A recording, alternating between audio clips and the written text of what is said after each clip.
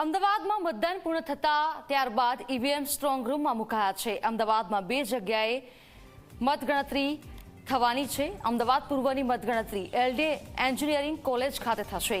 અમદાવાદ પશ્ચિમની મતગણતરી ગુજરાત કોલેજમાં થશે. તો બંને લોકસભા બેઠકો અંતર્ગત આવતી વિધાનસભા બેઠક મુજબ સ્ટ્રોંગ રૂમ બનાવવામાં આવ્યા છે. મતગણતરી કેન્દ્ર પર ચુસ્ત બંદોબસ્ત ગોઠવવામાં આવ્યો છે. સ્ટ્રોંગ રૂમની બહાર એસઆરપી સહિતના જવાનો પણ તૈનાત છે.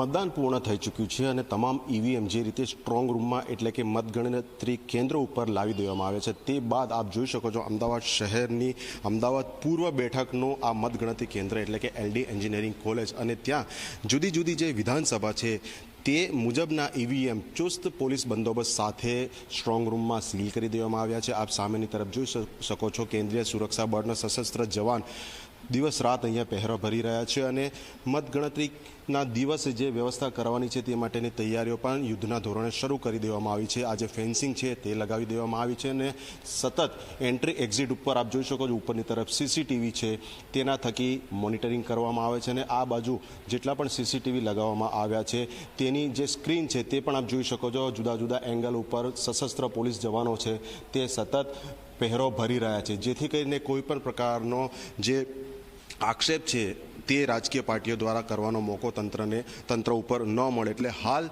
તમામ તૈયારીઓ શરૂ કરી દેવામાં આવી છે. બસ હવે રાહ જોવાઈ રહી છે 4 જૂન કે જે દિવસે મતગણતરી હાથ ધરાશે. કેમેરા પર્સન તુષાર શાહ સાથે અર્પણ કાયદાવાલા ઝી મીડિયા અમદાવાદ.